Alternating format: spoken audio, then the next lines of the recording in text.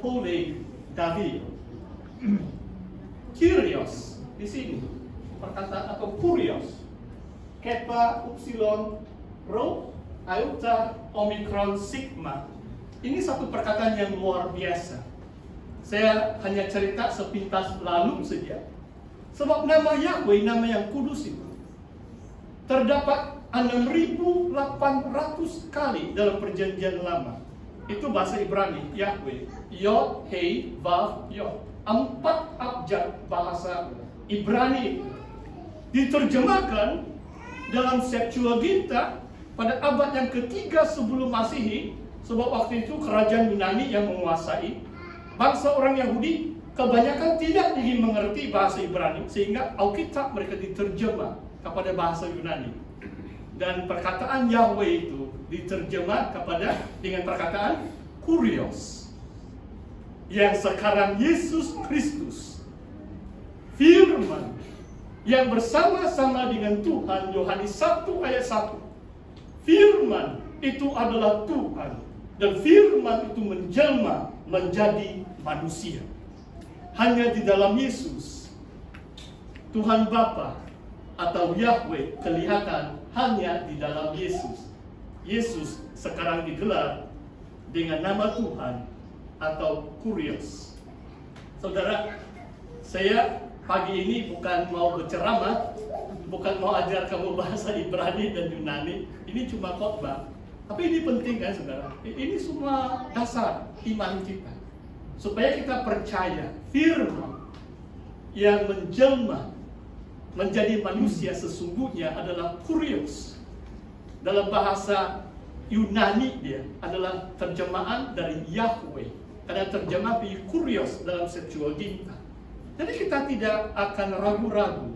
Yang kita sembah, yang kita percaya Yesus Kristus adalah Tuhan kita satunya. Saudara, kembali kepada Injil Lukas. Apalagi saya coba bahas tajuk Yesus adalah Raja orang Yahudi. Dalam Lukas 32 ayat 33 disebut anak Allah. Dalam bahasa Yunani dia adalah Theos atau Theo, ataupun anak Allah itu anak Tuhan yang maha tinggi. Dan dikaruniakan, maksudnya Bapa Yahweh memberikan takhta Daud kepada anak tunggalnya Yesus Kristus. Dia adalah anak Daud. Injil Matius, kan? Coba kamu baca ayat yang pertama. Inilah silsilah Yesus Kristus, anak Abraham, anak Daud, son of Abraham. Maksudnya dari keturunan orang Yahudi. Bapa leluhur bangsa orang Israel, orang Yahudi adalah Abraham. Tanda perjanjian itu dijanjikan kepada Abraham, Ishak dan Yakub, dan keturunan Yesus Kristus adalah anak Abraham, anak Daud. Firman Tuhan mengatakan ini message dari Tuhan melalui malaikat Gabriel. Ia akan menjadi raja atas kaum keturunan Yakub sampai selama-lamanya. Kerajaannya tidak akan berkesudahan. Mungkin saya akan jelaskan perkara ini, sebab kadang-kadang perkataan kerajaan pun susah kita paham. Apakah maksudnya kerajaan Tuhan kan? Kalau yang terlalu rohani, ini spiritual interpretation, yang hanya di sorga saja itu kan? Itu satu dimensi. Memang ada kebenarannya. Kerajaan Tuhan tuh disebut Kingdom of Heaven. Asalnya dari sorga. Tuhan tuh dari sorga kan? Kerajaan sorga. Okay. Tapi kalau kita baca tentang akhir zaman, penggenapan firman Tuhan khususnya dalam kitab Wahyu. Waktu Yesus bangkit, naik ke sorga, dia naik ke sorga dari mana? Dari bukit Zaitun. Kisah Rasul bab pertama. Apakah malaikat itu beritahu kepada para rasul yang menyaksikan kenaikan Yesus ke surga? Wah, saya tidak tahu. Orang katakan, wah itu di Indonesia majority besar ini agama Islam, Muslim. Tapi beberapa perayaan Kristen mereka anggap sebagai libur umum atau cuti umum. Di antaranya kenaikan Yesus. Saudara tahu atau tidak, warga Indonesia merayakan bila Yesus naik ke surga 40 hari setelah dia bangkit dari antara orang mati. kenaikan Yesus merupakan cuti umum di negara Indonesia. Itu satu keunikan atau keajaiban di Indonesia. Saudara, apa yang saya coba jelaskan di sini adalah malaikat katakan kepada para rasul waktu Yesus naik dari Bukit Sion, di mana kamu lihat dia naik, dia akan turun atau dia akan kembali, datang kembali. Maksudnya Yesus akan kembali ke Bukit Zaitun. Kenapa dia akan turun dari surga kembali kedua kalinya ke dalam dunia di Bukit Zaitun? Sebab ada firman Tuhan di Zakaria 14. Kaki Tuhan itu akan berada di Bukit Zaitun, terbelah dua. Dan apa yang Yesus lakukan waktu itu? Saudara, mungkin agak mendalam untuk saudara. Saya coba secara ringkas, karena memang mau dekat 4 tahun penuh masa saya mengkaji ini kitab Wahyu. Jadi kalau saya tidak yakin, saya tidak seberangan cakap. Ini pun secara sepintas lalu. Setelah khotbah, kalau kamu masih keliru, saya masih ada di KK ini. Jadi melalui pastor, majelis, dan pendeta Parsim, boleh hubungi saya. Saya tidak mau siapa-siapa keliru. Okay? Kamu dengar ini, saya ulangi deh. Yesus naik ke surga dari Bukit Zaitun. Malaikat katakan dia akan turun. Cara yang sama, ke tempat yang sama, menggenapi nubuatan Zakaria 14. Kaki Tuhan menginjak di Bukit Zaitun, terbelah. Apa yang Tuhan buat waktu itu? Kedatangan Tuhan kedua kalinya.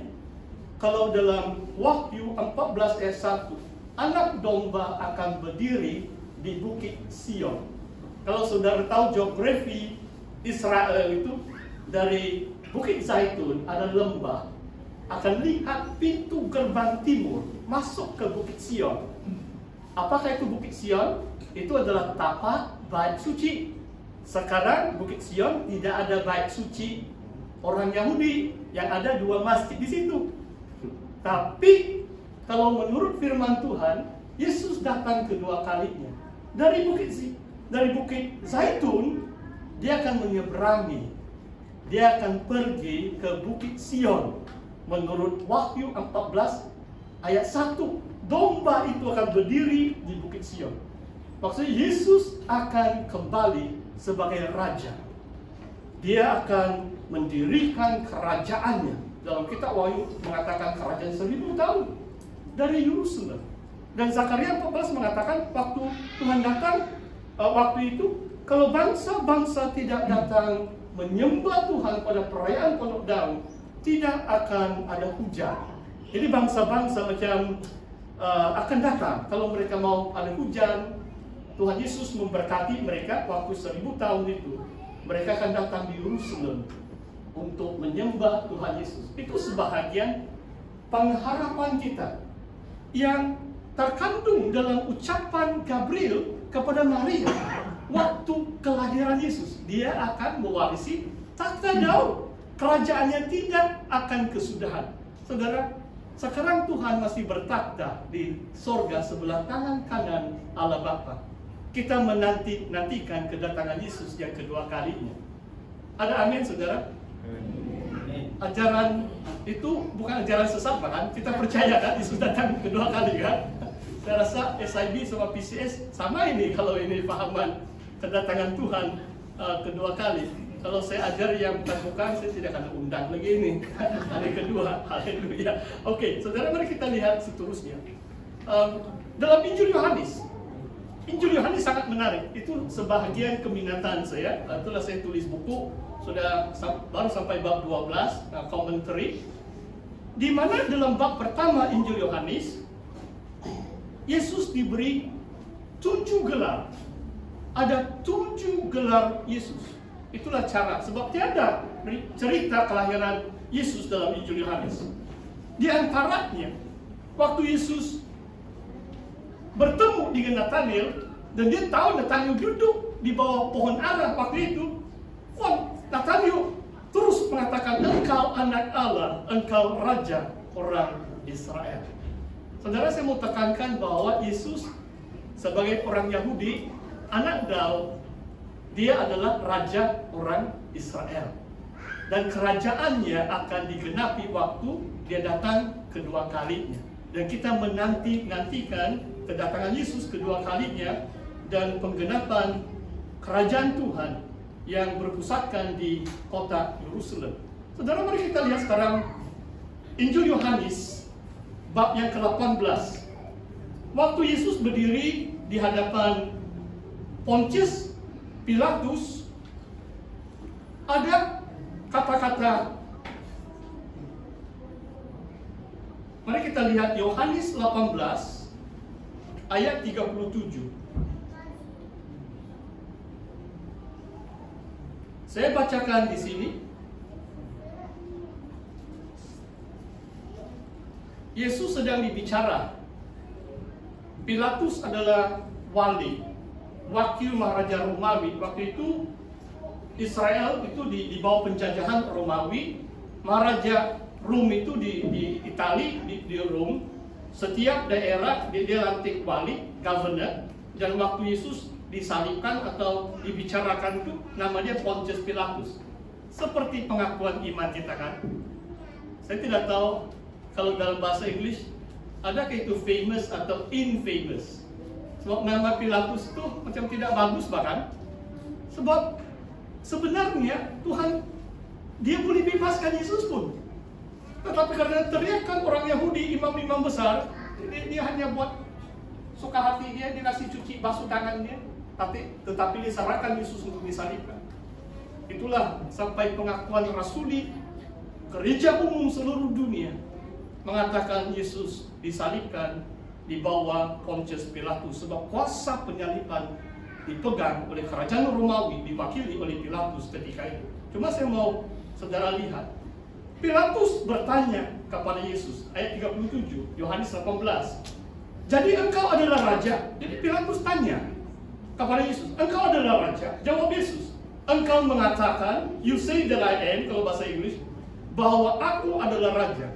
Untuk itulah aku lahir, dan untuk itulah aku datang ke dalam dunia ini. Yesus tidak menafikan macam rhetorical question from Pilatus. Betul. Aku lahir, untuk itulah aku datang ke dalam dunia, jadi raja. Yesus tidak menyangkal itu. Tapi Yesus bertambah, supaya aku memberi kesaksian tentang kebenaran. Setiap orang yang berasal dari kebenaran mendengarkan suaraku. Wah, luar biasa, saudara. Saya boleh bersaksi, saudara. Tadi dalam ibadah pertama, banyak kesaksian-kesaksian pribadi saya. Sampai seorang jemaah, dia minta saya tanda tangan yang buku yang dia beli. Dia bilang, wah, kehidupan pasti ini. Sampai dia bingung, begini, dia bilang. Yalah, itu baru khotbah satu kali, cerita singkat saja. Tapi apa yang saya dapat saksikan ini adalah, barang siapa berasal dari kebenaran mendengarkan suara. Yang kebenaran firman Tuhan itu termaktub di dalam buku yang kita sebut Alkitab suci kita sampai hari ini. Dan apa yang saya alami waktu saya mengenal Tuhan secara pribadi, saya baru 17 tahun di Christchurch. Saya pelajar tahun 1 di university, di antara pelajar Malaysia yang paling muda. Biasanya 17 tahun itu baru form 5 ini. Tapi saya sudah masuk university, jurusan undang-undang. Dan waktu saya terima Yesus sebagai Tuhan dan Juru Selamat, itu macam satu keajaiban. Mungkin lain kali saya akan ceritakan. Beberapa hari kemudian, saya beli Alkitab saya yang pertama. Saya ingat, untuk 2 tahun yang pertama, Alkitab menjadi buku kegemaran saya. Saya lupa saya punya buku undang-undang. Saya masih ingat, sebelum saya mengenal Tuhan, saya pernah ambil ujian semester pertama. Itu guru kasih umum, ini profesor undang-undang. 90% kamu gagal. Ini Canterbury itu 1.000 siswa ambil undang-undang. Kalau lulus 200 di antara 1.000 dipilih masuk tahun kedua. 800 orang kagum. Jadi dia umum ujian yang pertama 90% kamu gagal. Wah, semua kami bergegar lah. Saya punya keputusan 59%. Saya di antara 10% yang lulus lah, tapi 59 saja itu. Wah, happy betul saya. Saya top 10.